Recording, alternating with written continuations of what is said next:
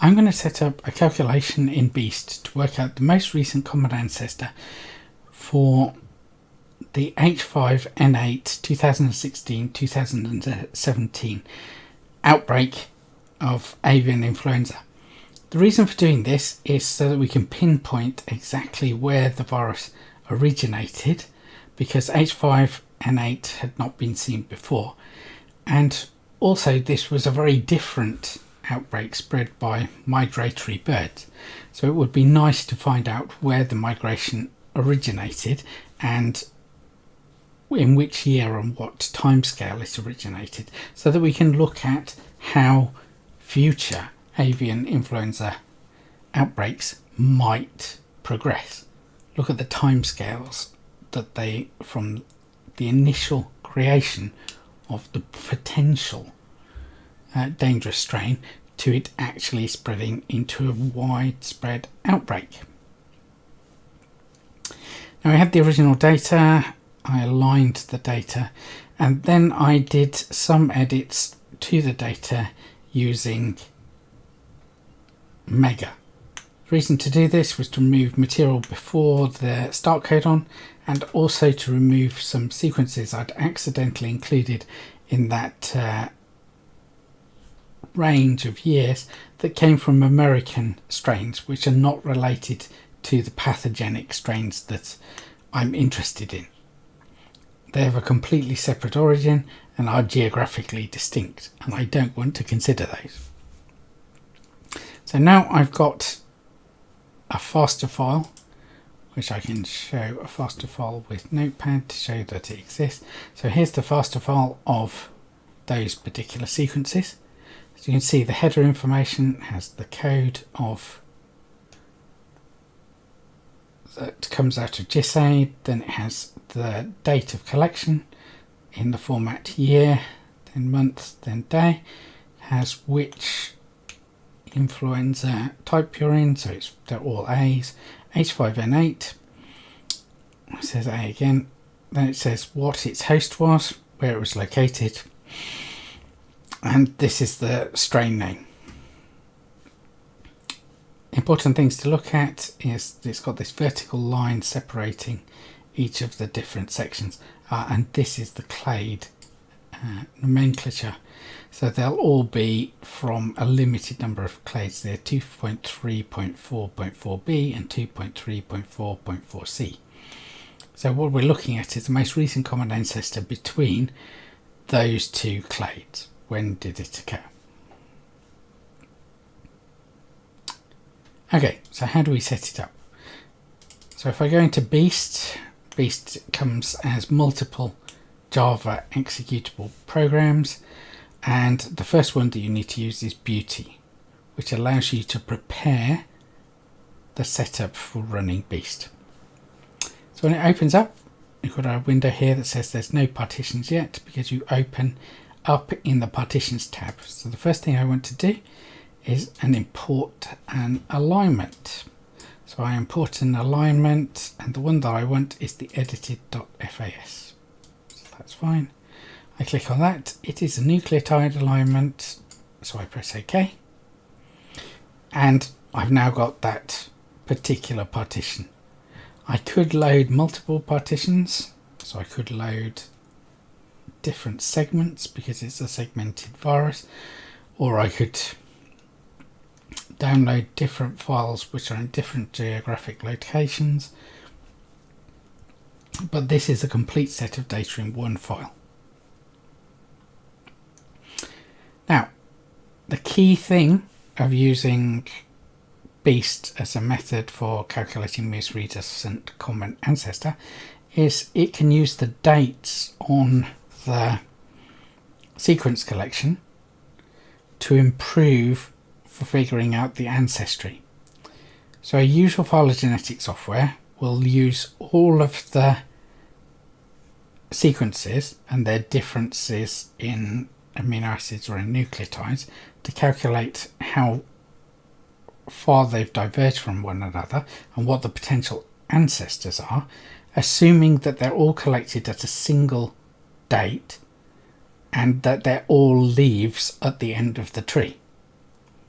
Now it could be, in this case, that some of the sequences that you've collected on one day, because you collect some sequences later, they might be direct descendants of the ones you collected earlier. So tip dates are very important, and it's very important to incorporate this age data when you're looking at viral phylogenetics.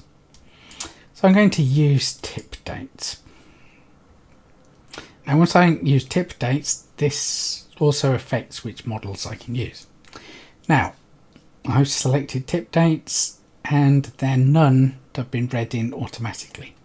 So what I want to do is work them out automatically from the file. Now I'm only studying in 1 year, so I don't want to use the dates by year because that would make no sense. I could do it by month, so we go from 1 to 12, but I think I've got fine enough detail that I should be able to do it by day. So the age of the sequences, because I'm collecting between 2016 and 2017, will be some number between 0 and 365.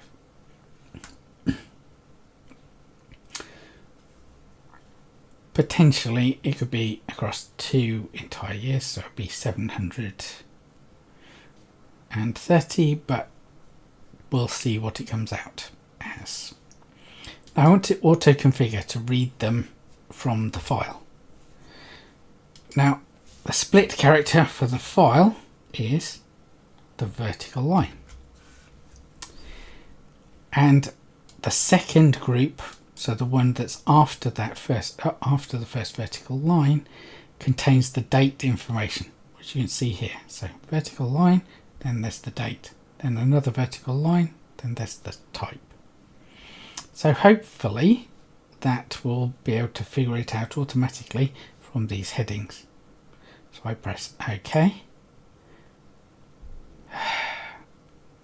So it's finding a problem because I've specified the date format to be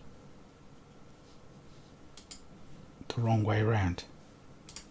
So let's change this to year, month and day, and now it works fine because that's the right format. It's year, then month, then day. Now you can see these. I not quite understand why they've got non-integer, because I don't think you can tell if someone's collected it in the afternoon or not.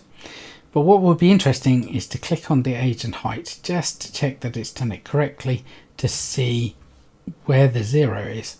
So 0 is set to be the 29th of the 5th, 2017. So 4 days before that is the 25th of the 5th, 2017. So you can see all of this data. It's picked out the right ages in terms of days. So I can scan down all this data.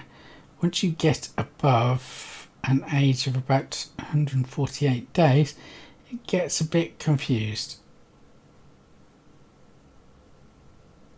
Okay, so once it gets into the preceding year, so into 2016, so once it goes over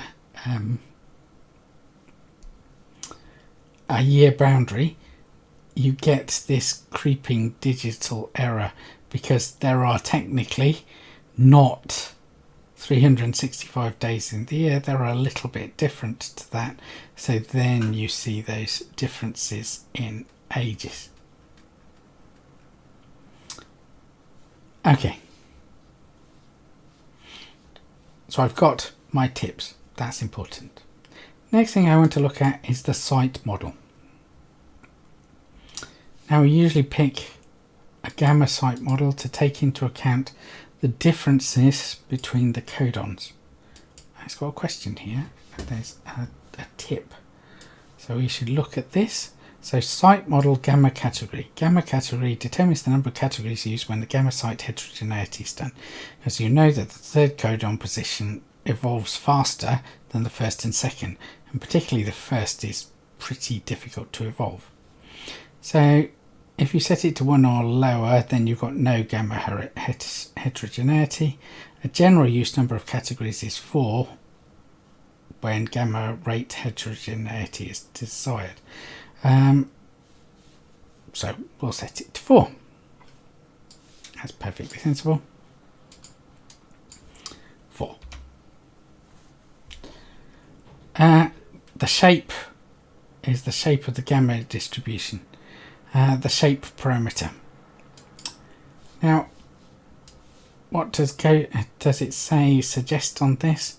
So shape parameter gamma used when the gamma site heterogeneity is used is set to a number. Yeah, I've set it to a larger than 1. I've set it to 4. So a reasonable starting value for the shape parameter is 1. So that's fine. I'll let BEAST use that particular value. We'll start with 1 and we'll estimate it. Now, from the alignment, we saw that there's quite a large percentage of the sequence is invariant. There's no changes in it. And from eye and from feeling and from guts, it's, let's say, 40-50%. But let's err on the side of low. So let's say 0.4. But we're going to estimate that and add that to our model. Now, we've got to look at the substitution model. Now, the simplest substitution model is that A to C to T to G has one probability for changing between all of them. This is not a very good model, but it's fine if you've got a small number of sequences. We have nearly 500 here, so we can afford to use a more sophisticated model because we are going to be able to estimate some more parameters. What you mustn't do is create a model which has lots and lots of parameters. So I'm estimating gamma categories, gamma shapes, I'm estimating proportion invariance. If I end up with more things that I'm estimating than I actually have within my sequences, more than the amount of variable nucleotides within my sequences, then the model is not going to work. So then you probably need to use Duke's Cantor because that only has a single parameter it needs to estimate. If I do HKY, then it estimates a kappa 1 and estimates some frequencies of the different nucleotides. If I'm doing TN93, it estimates 2 different kappa variants and it also estimates the frequencies of the different nucleotides. So you can assume that they're all equal. You can assume something from the experiment, so actually count it from the sequence itself, or you can estimate it. And the most sophisticated model is called the generalized time reversible model. So in this model you have 6 parameters. So you have different rates for A to C, A to G, A to T, C to G, C to T and G to T. And you can also have different frequencies for the nucleotides. So what we can do is leave this all on estimation. So what it's done here is fixed one of the categories as the basic rate. Oh, actually I'm going to estimate all of these. That's fine. So I've got all 6 done. Let's double check on here that I've not made any kind of mistake.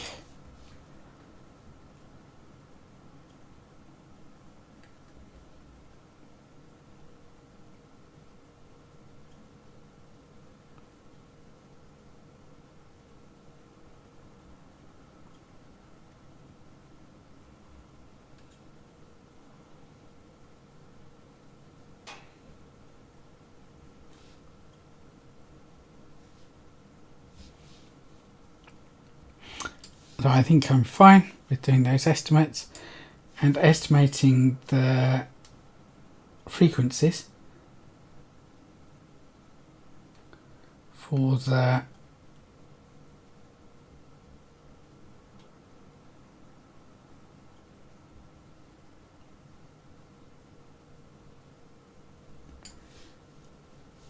for the different nucleotides. So what I can do is take a completely naive Bayesian approach, which is what has been done here, which is saying just estimate it, not based on any experimental detail.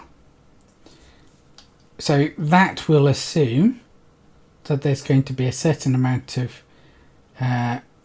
mutation which will could take the average that you see now, the number that you see observed in the dataset now, to a different number sometime in the future. So you end up changing the frequencies of A's, C's, T's and G's.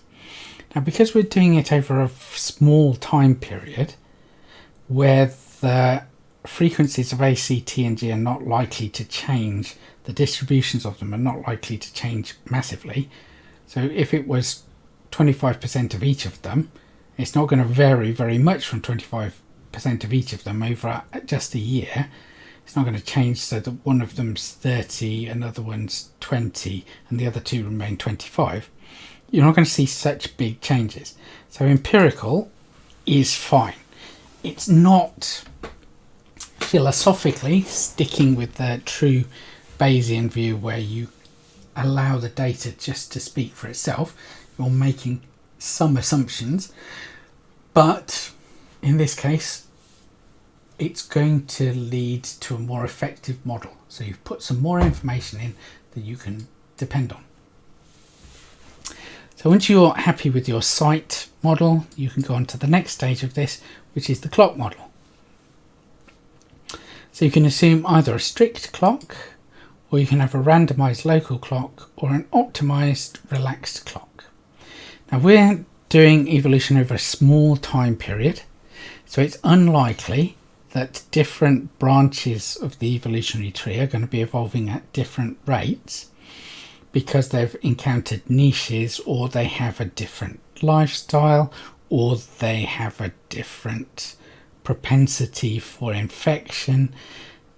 The phenotype of the virus is going to largely remain the same. So the strict clock is a reasonable assumption.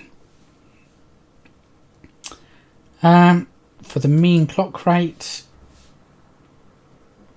we can just set it at 1. You can set it at that because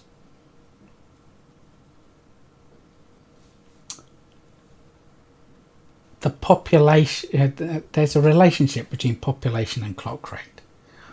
So I can set the clock rate for how much a sequence will change per generation. So how many nucleotide changes I'll see per generation. But that depends on how big the population is. So if I've got a very big population, even if any individual sequence has a very low probability of changing, the probability that some sequence within the population changes is still going to be much higher. So leaving this at 1 is fine, because there's a link between the population and this, so the two things will be calculated together. Now the next thing is the priors. Now, because I've decided to use tips, I cannot use the Yule model, which is why this red dot is here. It's a bit inconvenient that BEAST doesn't actually forbid you from saving the file and running this, because I have created an example where I've just saved this and run it using the Yule model, and I end up with really bad results because that is an invalid model. So the Yule model just assumes that new variants of the sequences can appear or disappear, but it doesn't do anything to do with history and timing and the use of the tips. So that's why it's not a model you can use. So to use the tips, you need to use one of the coalescent models. So what we can have is coalescent with a constant population, coalescent with a growing exponential population. So that, I suppose, happens in the start period of an epidemic. So it might be true in this particular case. Or you can have coalescent with Bayesian skyline or extended Bayesian skyline.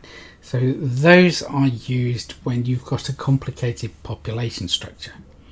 So what you've got is a mixture of different things, and you're testing out to see when one evolves from the other and how the populations compete with one another. So if I was doing a study of frogs, and there are 3 or 4 different species of frogs that are closely related, and they were all in the study, then I might want to do Bayesian skyline plots to look at the ecological changes of those. Now I really want to keep this simple, but I'm a bit stuck as to whether I want to go constant population or exponential population.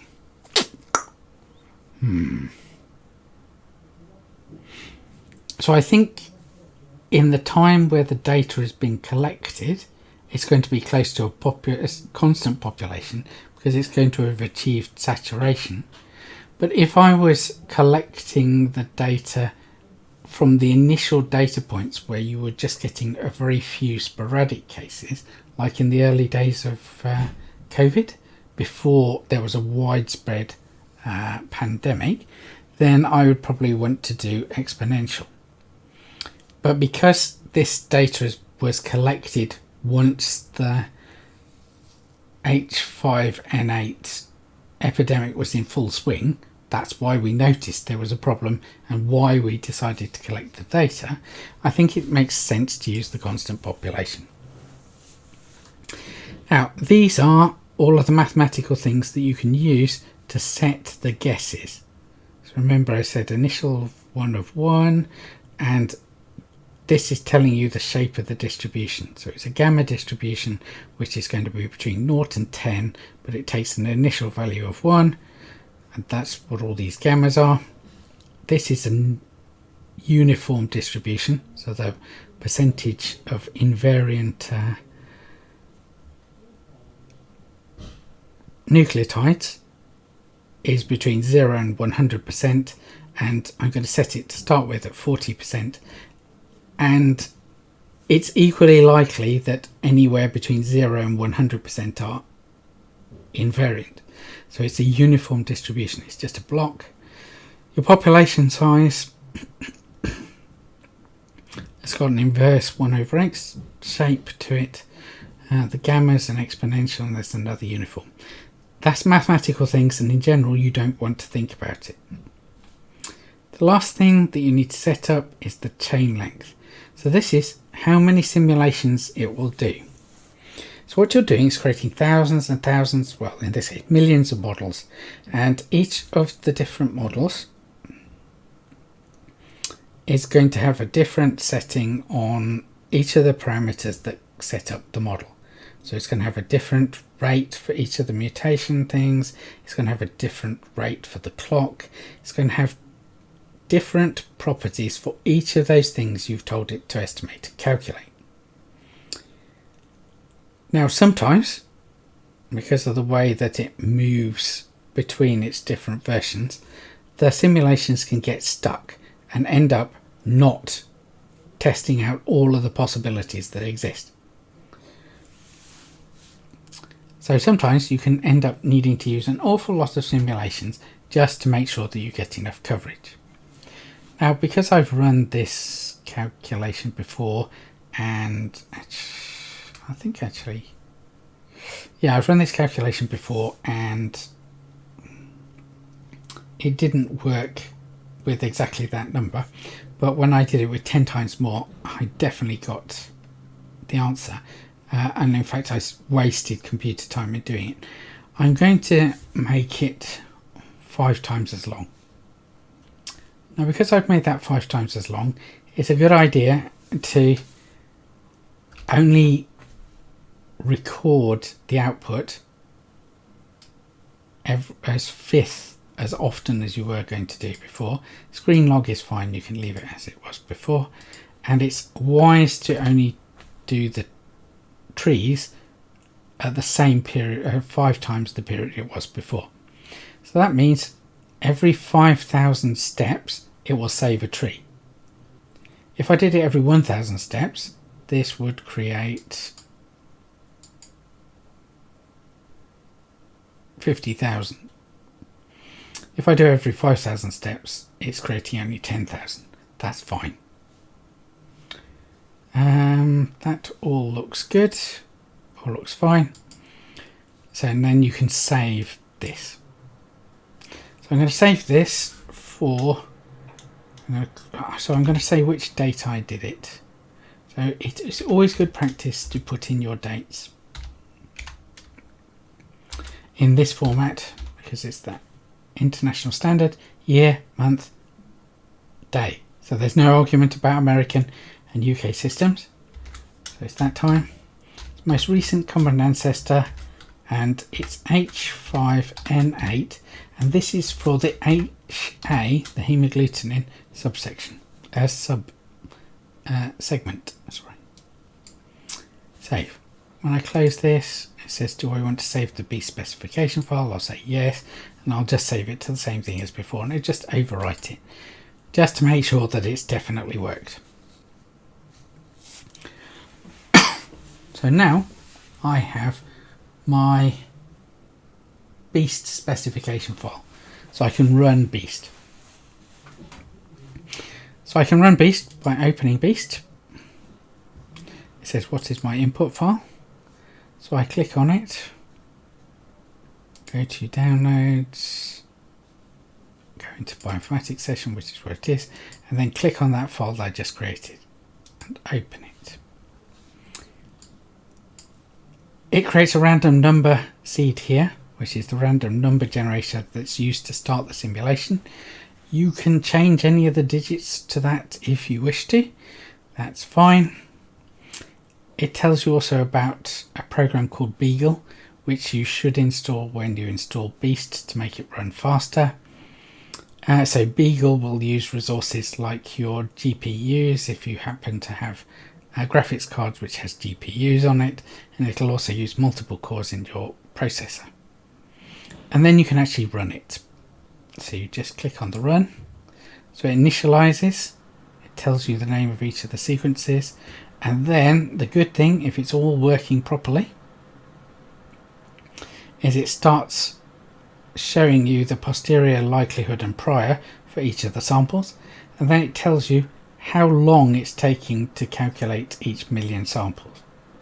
Now to start with, it's usually quite slow, and then as time goes on, it tends to get, that time tends to come down. But this simulation is going to take many hours.